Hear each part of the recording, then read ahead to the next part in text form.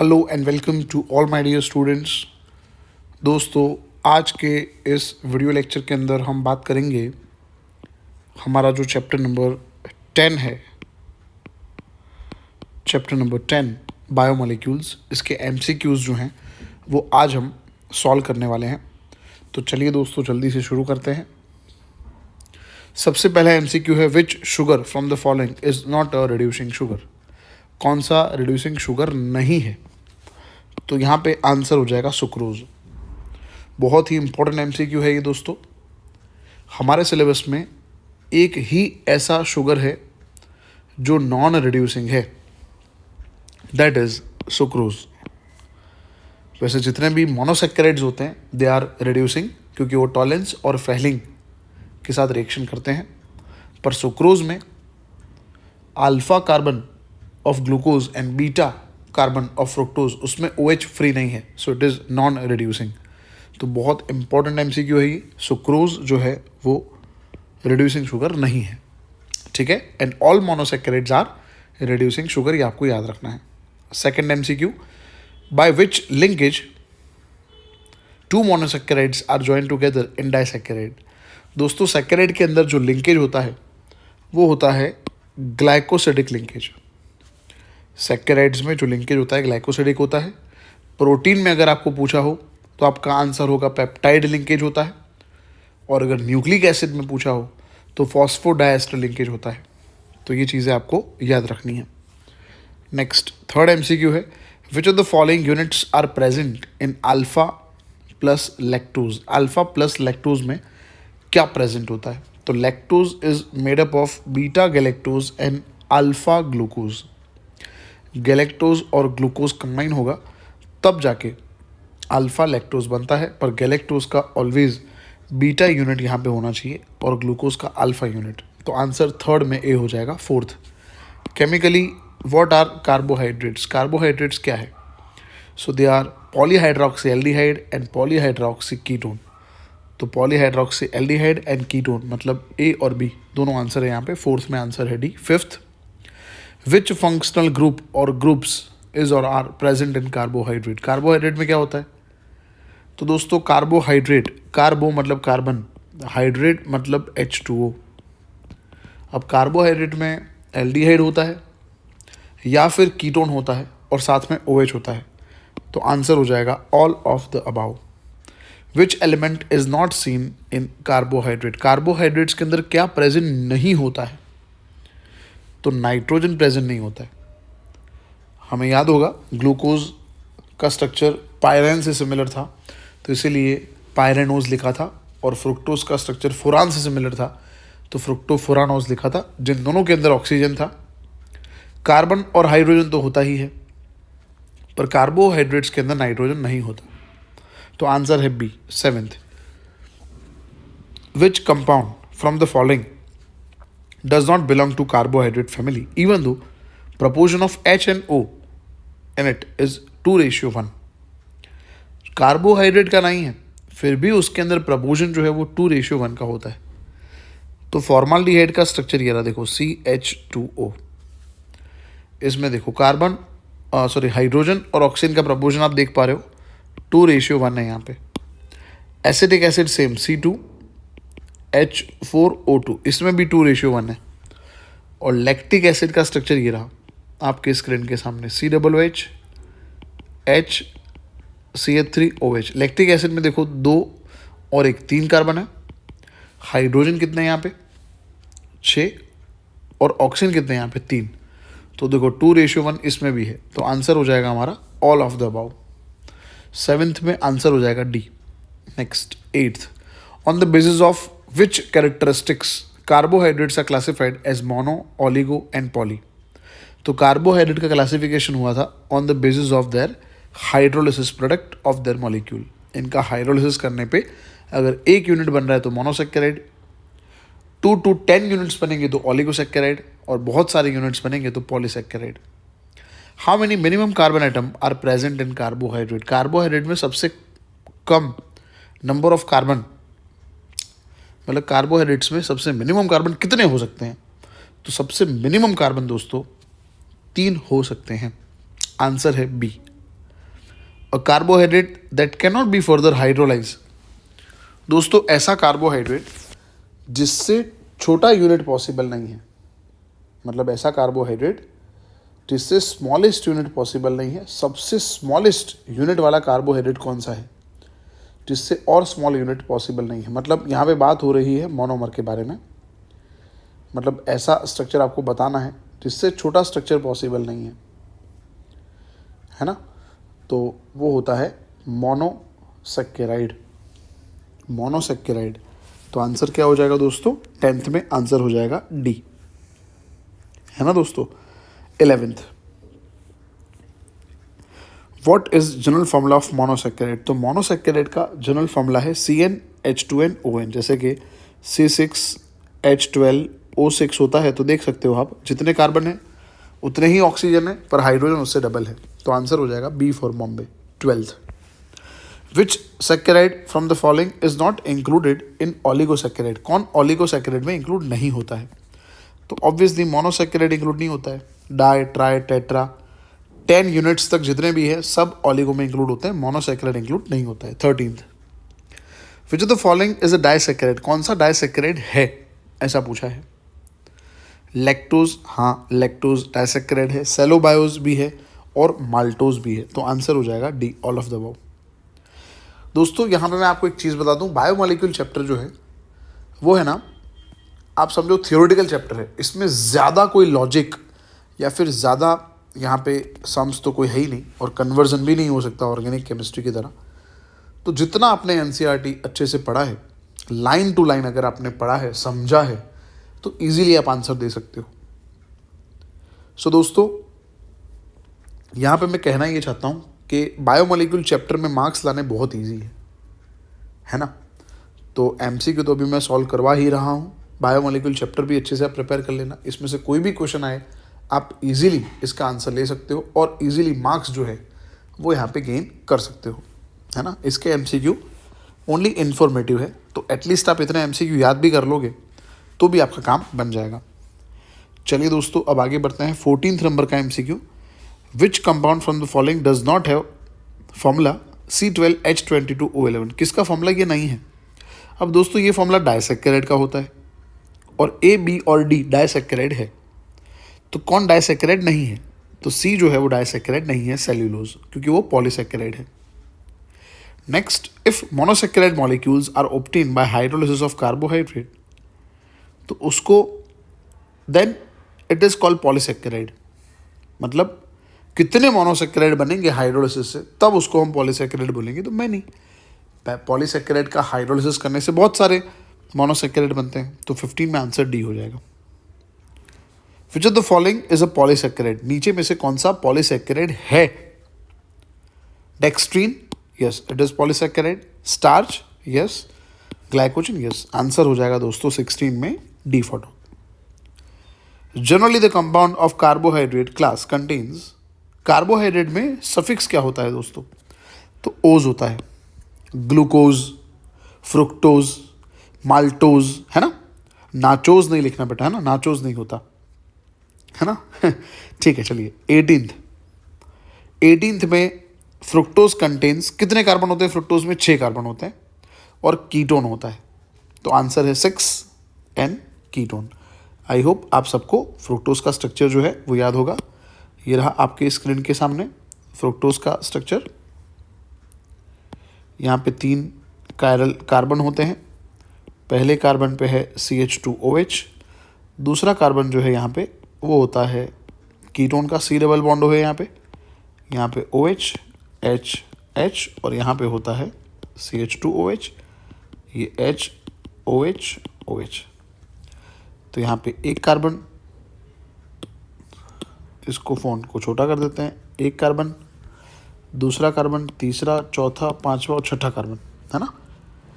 तो ये किसका स्ट्रक्चर ड्रॉ कर दिया हमने? फ्रुक्टोज का। तो फ्रुक्टोज में 6 कार्बन है और कीटोन होता है उसके अंदर। तो आंसर हो जाएगा 18th में सी हो जाएगा। नेक्स्ट आगे बढ़ते हैं, अब बात करते हैं 19th। 5 कार्बन एटम, 5 कार्बन है और 1 ऑक्सीजन है, तो उसको तो हम क्या बोलते हैं फिर? 5 कार्बन, अगेन 5 कार्बन और एक ऑक्सीजन, तो 6 मेंबर का रिंग हुआ ना, तो उसको हम बोलते हैं पायरेनोज। ये रहा स्ट्रक्चर, ये पायरेन है, और डबल बॉन्ड हटा देंगे तो वो पायरेनोज हो जाएगा। Furanose word is use for a compound containing dash membered cyclic compound. Total 5 atom होते हैं, 4 कार्बन 1 ऑक्सीजन होता है, तो 20 में आंसर हो जाएगा ए। ये रहा आपके सामने फुरान का स्ट्रक्चर। फुरान ऐसा होता है, ठीक है। चलिए, 4 carbon atom and 1 dash atom containing cyclic compound, उसका फुरानोज बोलते हैं। तो 4 कार्बन 1 ऑक्सीजन होता है, अभी तो बताया हमने। A21 में आंसर है C22। Cyclic structure of dash contain 6 member ring, so it is called glucopyranose. तो ग्लूकोपायरेनोज को किसको बोलेंगे? ग्लूकोपायरेनोज मतलब glucose. From the following which element is present in heterocyclic compound फुरान? Heterocyclic compound फुरान के अंदर क्या प्रेजेंट होता है? डेफिनेटली ऑक्सीजन होता है, अभी हमने ड्रॉ किया। 23 में C. Mention the number of pi bond present in pyran. Pyran हो या फुरान हो, उसके अंदर 2 पाई बॉन्ड होते हैं दोस्तों, तो 24 में आंसर है ए। सुक्रोज में पानी डालेंगे तो ग्लूकोज और फ्रुक्टोज बनेगा। इस रिएक्शन में पीएच का वैल्यू क्या होना चाहिए? दोस्तों ये एसिड के प्रेजेंस में होता है, और एसिड का पीएच लेस देन 7 होता है। ग्लूकोज मतलब C6H12O6, 6 निकाल दो तो बाकी रहेगा CH2O। देख लो option A answer. 27 next. A compound having empirical formula this, उसका मॉलिक्यूलर वेट 180 है। भाई अगर मॉलिक्यूलर वेट 180 है तो मतलब वो ग्लूकोज ही होगा फिर, तो स्ट्रक्चर तो आपको पता ही है, C answer. 28। Mention the proportion of CHNO in empirical formula of glucose, अभी तो बताया 1:1। 28 में आंसर सी। ग्लूकोज का रिएक्शन HI से करेंगे तो नॉर्मल हेक्सेन बनता है। देखा, जितना बढ़िया आपने चैप्टर पढ़ा है उतना तुरंत दोस्तों आंसर आ जाएगा, है ना। तो यहाँ पे ग्लूकोज का रिएक्शन किससे किया हमने? HI से। तो ये दोस्तों एक रिडक्शन रिएक्शन है, और ये रिडक्शन रिएक्शन के अंदर प्रूव होता है कि ग्लूकोज में जितने भी कार्बन हैं वो सब स्ट्रेट चेन में है, और यहाँ पे आंसर बनता है नॉर्मल हेक्सेन। समझ आ गया दोस्तों आपको? आई होप आपको ये वीडियो लेक्चर समझ आ रहा होगा, और आपके लिए वीडियो लेक्चर बहुत यूज़फुल होगा। दोस्तों प्लीज़ अगर आप चैनल पे नए हो तो मैं आपको बता दूं, प्लीज़ चैनल को सब्सक्राइब कर दो, क्योंकि ये चैनल से जो भी फंड यहाँ पे मैं गेन करता हूँ यूट्यूब के थ्रू, वो मैं डोनेशन में यूज़ करता हूँ। मेरा फर्स्ट सैलरी जो है वो मैंने मेरे जो भगवान हैं, कुलदेवी है अम्बे माँ, उनको डोनेट किया है, और आगे जाके मैंने उनसे वादा किया है कि मेरी सैलरी जो आएगी यूट्यूब से वो पूरी डोनेशन में यूज़ करनी है। तो जितना आप सब्सक्राइब करोगे, जितना चैनल को आप प्यार दोगे, लाइक करोगे, शेयर करोगे, और उससे जो भी फंड आएगा वो सब डोनेशन में यूज़ होने वाला है ना। तो ये बात है, तो प्लीज़ चैनल को सब्सक्राइब कर लो, और सपोर्ट आपको करना है चैनल को, ठीक है ना। यस, अगर आपको ये वीडियो यूज़फुल लगे और आपके जो भी फ्रेंड्स हैं उन तक आपको मतलब लग रहा है आपको कि वो भी इस वीडियो के द्वारा बहुत सारा नॉलेज गेन कर सकते हैं, तो उन तक आपको वीडियो ये पहुंचाना है ना। चलिए दोस्तों आगे बात करेंगे। 30 नंबर, ग्लूकोज के अंदर HI ऐड किया हमने, नॉर्मल हेक्सेन बना। इस रिएक्शन से this reaction indicate dash atom of glucose are linked in a linear. यहाँ पे 6 कार्बन है ग्लूकोज के अंदर, लीनियरली होते हैं। 31 next, the reaction of glucose with HCN। भाई किसी का भी HCN से रिएक्शन करते हैं और साइनोहाइड्रिन बनता है, इससे प्रूव होता है कि उस स्ट्रक्चर में C डबल बॉन्ड O है ना, और NH2OH मतलब हाइड्रोक्सिल अमाइन, उससे ऑक्साइन बनता है, इससे प्रूव होता है C double bond O present है। 31 में आंसर ए हो जाएगा। Mention the type of reaction occurring by HCN। HCN glucose में दोस्तों एडिशन करता है ना। ग्लूकोज में क्या होता है? C डबल बॉन्ड OH, और उसमें हमने क्या डाला? HCN। तो O के पास अटैच होगा H, और कार्बन के पास CN आएगा। तो ये दोस्तों एक एडिशन रिएक्शन हुआ। 32 में आंसर बन जाएगा ए। What is the type of reaction taking place by ammoniacal AgNO3 with glucose? ammoniacal AgNO3 glucose के साथ कौन सा रिएक्शन करेगा? तो अमोनियकल AgNO3 मतलब आप समझ रहे होंगे, ये टॉलेंस रिएक्शन जैसा रिएक्शन हुआ और उसमें रेडॉक्स रिएक्शन होता है, ऑक्सीडेशन होता है और रिडक्शन भी होता है. 34. Next, glucose gives dash when it is oxidised by strong oxidising agent HNO3. Strong oxidising agent से ग्लूकोज का रिएक्शन करने से डाइकार्बोक्सिलिक एसिड बनता है, मतलब बनता है saccharic acid.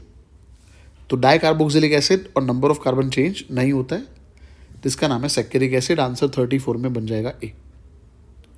Which of the following dicarboxylic acid is obtain? Just अभी मैंने आपको बता दिया आंसर, है ना? यस, आंसर है सी. गलती से यहाँ पे प्रिंटिंग में डी लिख दिया है, ये सी बन जाएगा. 35 में सी. 36 अगेन वही का वही सेम क्वेश्चन, सैक्रिक एसिड का स्ट्रक्चर पूछ लिया, देखो वही रिएक्शन है सेम, है ना? तो 36 में आंसर बन जाएगा B. Dash group is attach at one end of carbon chain of glucose and dash group is attach at the other end of the carbon chain of glucose. में एक and पे aldehyde है और दूसरे and पे CH2OH है. Answer हो जाएगा सी. 38.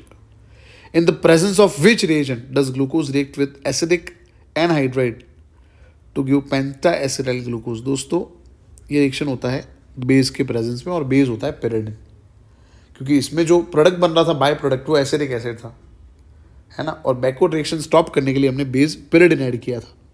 तो 38 में आंसर जो है वो बन जाएगा ए. If 2 or more OH group are attach to the same carbon atom, तो कंपाउंड अनस्टेबल होता है क्योंकि उसमें से पानी निकल जाता है. क्वेश्चन समझ आया? क्वेश्चन ऐसा है, एक कार्बन पे अगर 2 OH हैं तो कौन सा ग्रुप एलिमिनेट होता है? तो यहाँ से OH निकल जाएगा, यहाँ से H निकल जाएगा, H2O निकल जाएगा, है ना? Next 40. Over and above aldehyde group glucose also contain.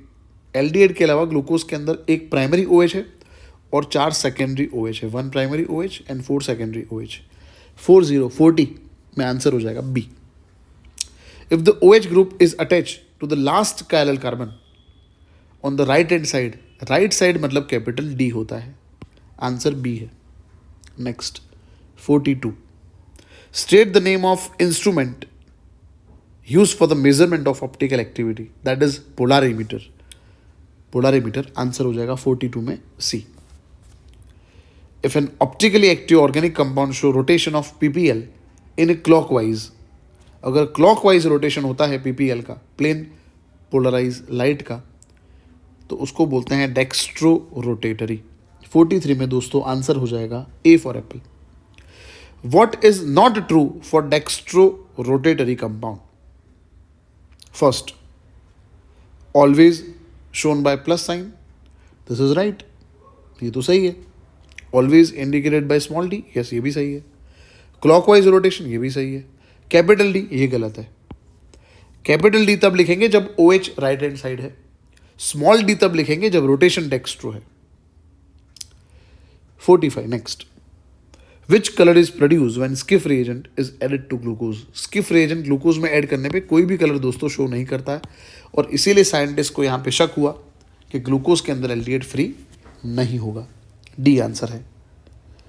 Beta D plus glucose का हावर्थ स्ट्रक्चर बताना है, तो यहाँ पे ये ऑप्शन तो निकल ही जाएंगे क्योंकि ये फिशर प्रोजेक्शन है, हावर्थ प्रोजेक्शन, ये दोनों है. अब इसमें हमें क्या ढूंढना है? हमें ढूंढना है बीटा.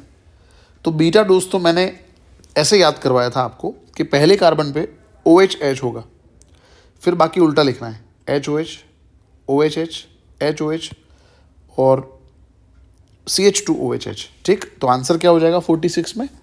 46 में आंसर हो जाएगा D. Yes. Next, how many chiral carbon are there in beta D plus glucose? Beta D plus glucose में कितने कायरल कार्बन हैं? देख लो, यहाँ पे ही आपके सामने ही स्ट्रक्चर है. बीटा डी प्लस ग्लूकोज में कितने कायरल कार्बन हैं? और देख के आप मुझे बताओ. इसका आंसर मैं नहीं बता रहा, आप मुझे बताओगे. मैं वेट कर रहा हूँ 30 सेकेंड्स के लिए. How many chiral carbons are present in beta D plus glucose. Beta D plus glucose में कितने कायरल कार्बन हैं? तो बीटा डी प्लस ग्लूकोज का स्ट्रक्चर अभी यहाँ पे स्क्रीन के सामने है। एक कायरल कार्बन, दूसरा, तीसरा, चौथा, पांचवा, 5 आंसर है। 47 में क्या आंसर हो जाएगा दोस्तों? तो 47 में आंसर हो जाएगा A. The carbon of cyclic structure which is carbonyl carbon in open chain structure is called. दोस्तों जो कायरल जो फर्स्ट कार्बन है ग्लूकोज के अंदर C डबल बॉन्ड हो, उसमें H और OH का पोजीशन चेंज करते हैं, तो H और OH का पोजीशन चेंज करने पे वो जो कार्बन है उससे अल्फा बीटा स्ट्रक्चर बनता है, उसको बोलते हैं anomeric carbon. Which carbon atom is anomeric carbon in glucose? First carbon anomeric होता है ग्लूकोज के अंदर। 50 in the Fischer projection of alpha D plus glucose OH group is attached to which side of the anomeric carbon? अल्फा में OH right hand side होता है दोस्तों। तो यहां पे 50 MCQ दोस्तों हमने सॉल्व कर लिए हैं। Next 51 the which projection atom और group is mention below which is indicated on right side in Fischer projection. भाई फिशर में जो राइट साइड में लिखते हैं वो हावर्थ में हमें नीचे लिखना होता है। हावर्थ प्रोजेक्शन आंसर है। The specific rotation of freshly prepared solution is plus positive 112 which dash after time. कोई फ्रेशली प्रिपेयर्ड सोल्यूशन है, उसका रोटेशन 112 डिग्री है, तो थोड़े समय बाद वो कितना हो जाएगा? तो डिक्रीज होके हो जाएगा 52.5। ठीक है ना, ये हमने पढ़ा था थ्योरी के अंदर कार्बोहाइड्रेट्स में। ग्लूकोज और फ्रुक्टोज में रिस्पेक्टिवली कितने कायरल कार्बन हैं? तो ग्लूकोज में 4 हैं और फ्रुक्टोज में 3 हैं। आंसर हो जाएगा 53 में D for dog. Glucose forms penta acetate derivative with acidic anhydride. इससे ग्लूकोज में 5 OH ग्रुप है, ये दोस्तों प्रूव होता है। Which reagent from the following is useful to prove presence of primary alcohol? Primary alcohol glucose के अंदर एक है, वो प्रूव करने के लिए हमने क्या डाला था अंदर? तो हमने डाला था कंसंट्रेटेड HNO3। 55 में आंसर हो जाएगा सी। 56 ग्लूकोज में एल्डिहाइड है, इवन दो वो कौन से रिएक्शन शो नहीं करता? तो स्किफ रिएजेंट के साथ वो शो नहीं करता और NHSO3 के साथ एडिशन प्रोडक्ट नहीं बनाता। Which functional group or groups is or are present in glucose? Glucose में कौन कौन से ग्रुप प्रेजेंट है? जस्ट अभी हमारी आगे बात हुई थी, एल्डिहाइड है और एल्कोहल है। प्राइमरी और सेकेंडरी कितने एल्कोहल ग्लूकोज में है? तो प्राइमरी 1 है और सेकेंडरी 4 है। 58 में आंसर बन जाएगा बी। ग्लूकोज और फ्रुक्टोज कौन से आइसोमर हुए? तो 59 में आंसर हो जाएगा बी, क्योंकि ग्लूकोज में CHO होता है और फ्रुक्टोज में कीटोन होता है। Both are functional group isomers. Because of which phenomenon first carbon and glucose becomes anomeric carbon? First carbon anomeric carbon क्यों बन जाता है ग्लूकोज के स्ट्रक्चर के अंदर? क्योंकि साइक्लाइजेशन होता है इसलिए। 50-50 mixture of what is known as invert sugar? तो डी ग्लूकोज। ठीक है, ग्लूकोज जब फ्रुक्टोज से मिक्सड होता है तब उसको फिर हम बोलते हैं दोस्तों इनवर्ट शुगर। तो ग्लूकोज फ्रुक्टोज यहाँ पे आंसर होना चाहिए और ग्लूकोज फ्रुक्टोज में D glucose and D fructose होना चाहिए। विच of the following is the correct structure of? यहाँ पे स्ट्रक्चर बना नहीं है, प्रिंटिंग मिस्टेक है। स्ट्रक्चर देखो यहाँ पे ऑप्शन में कहीं पे बना ही नहीं है, तो इस क्वेश्चन को हम कंसिडर नहीं करेंगे। What type of optically active compound is fructose? Fructose का रोटेशन दोस्तों हम लिखते हैं माइनस, मतलब फ्रुक्टोज जो है वो लिवो रोटेटरी है। स्टूडेंट्स हमने 63 MCQ सॉल्व किए हैं। ठीक है, मैं फिर से आपको एक बार बता दूं कि अगर आपको ये PDF जो है वो चाहिए तो आप हमारा टेलीग्राम का जो चैनल है उसका लिंक मैं इस वीडियो के डिस्क्रिप्शन में डालने वाला हूँ। आप वो लिंक को टैप करो और टेलीग्राम का हमारा चैनल जो है उसको फॉलो कर सकते हो। जितने भी चैप्टर्स हैं उसके MCQs जो हैं, अभी तक मैं 3 चैप्टर के MCQ यूट्यूब पे अपलोड कर चुका हूँ और आगे अभी और जैसे कि बायोमोलिक्यूल अभी मैंने अपलोड कर दिया है, तो धीरे धीरे 2 वीक के अंदर मैं जितने भी चैप्टर हैं हमारे केमिस्ट्री के 10 चैप्टर सभी के वीडियो हमारे चैनल पे आने वाले हैं एमसीक्यू के। और मैं आपको श्योरिटी दे सकता हूँ, अगर आप इतने एमसीक्यू करोगे तो आपके 35+ एमसीक्यू में आएंगे ही फॉर श्योर, है ना। क्योंकि इतने सारे कंसेप्ट करोगे आप तो चैप्टर में कुछ भी बाकी नहीं रहने वाला। आप देख सकते हो कितने बढ़िया एमसीक्यू यहाँ पे डिज़ाइन किए गए हैं, है ना। तो ये एमसीक्यू अगर आप करोगे तो डेफिनेटली आपके बहुत अच्छे मार्क्स एमसीक्यू में आ जाएंगे, है ना दोस्तों। तो इस वीडियो को तो यहाँ पे कंप्लीट करेंगे हम। दूसरा पार्ट 2 इसका निकालूंगा बायोमोलिक्यूल का, उसके अंदर और जितने एमसीक्यू होंगे उसको कवर करेंगे हम। चैनल पे प्लीज़ आप नए हो तो दोस्तों प्लीज़ सब्सक्राइब कर दो, क्योंकि इस चैनल का जितना भी यहाँ पे फंड आता है मेरे पास वो सब डोनेशन के अंदर मैं यूज़ करता हूँ, लोगों की हेल्प करने में हम यूज़ करते हैं इसको। तो प्लीज़ वीडियो को लाइक करो और फॉरवर्ड करो जिनको वीडियो की ज़रूरत है। थैंक यू सो मच दोस्तों, जय हिंद।